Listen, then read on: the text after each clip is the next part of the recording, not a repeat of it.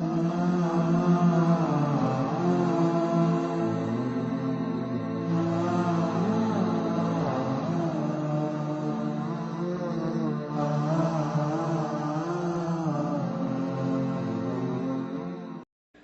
আমাদের সমাজে বিবাহটা কঠিন হয়ে গেছে আর জেনা ব্যভিচার সহজ হয়ে গেছে।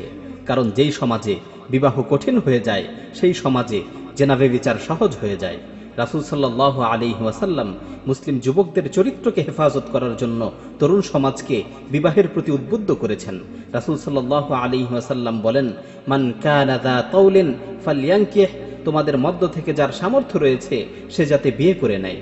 অন্য হাদিসে বর্ণিত হয়েছে, রাসূল সাল্লাল্লাহু আলাইহি ওয়াসাল্লাম যুবকদের লক্ষ্য করে বলেন, ইয়া মা'আশারাশ শাবাব মান ইসতাতা'a মিনকুমুল বাআতা ফালইয়াতাযাওয়াজ ফাইন্নাহু আগাদ্দু লিল বাসার ওয়া আহসানু লিল ফারাজ।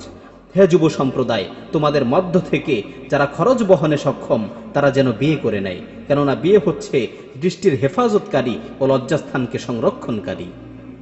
আমাদের সমাজের বাবা মায়েরা যদি প্রাপ্ত বয়সে ছেলে সন্তানদের বিবাহের ব্যবস্থা করত, তাহলে ছেলে সন্তান চরিত্রবান হতো, ছেলে সন্তান দায়িত্বশীল হতো, তারা জেনা ব্যভিচারের দিকে পা বাড়াতো না, তারা ধর্ষক হতো না।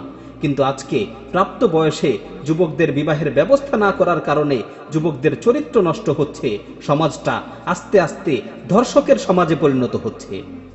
ইসলাম বিবাহের পথকে সবসময় সহজ রেখেছে, যাতে করে মানুষ স্বল্প খরচে বিয়ে করতে পারে।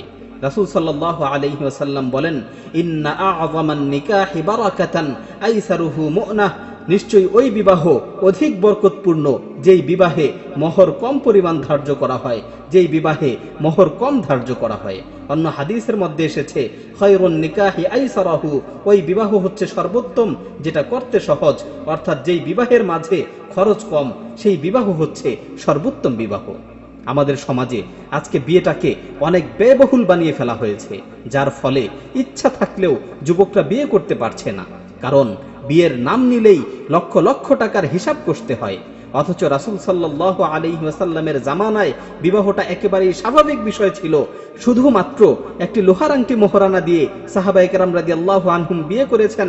এমনও হয়েছে যে রাসূল সাল্লাল্লাহু আলাইহি ওয়াসাল্লাম সাহাবীদের মাঝে বিদ্যমান থাকা অবস্থায় সাহাবায়ে কেরাম বিয়ে করেছেন, অথচ রাসূল সাল্লাল্লাহু আলাইহি ওয়াসাল্লামকে জানাননি, রাসূল সাল্লাল্লাহু আলাইহি ওয়াসাল্লামকে দাওয়াত দেননি। ইসলামে বিয়েটা অনেক স্বাভাবিক বিষয়। ডাকঢোল পিটিয়ে লক্ষ লক্ষ টাকা খরচ করে বিয়ে করার কোনো প্রথা ইসলামে নেই।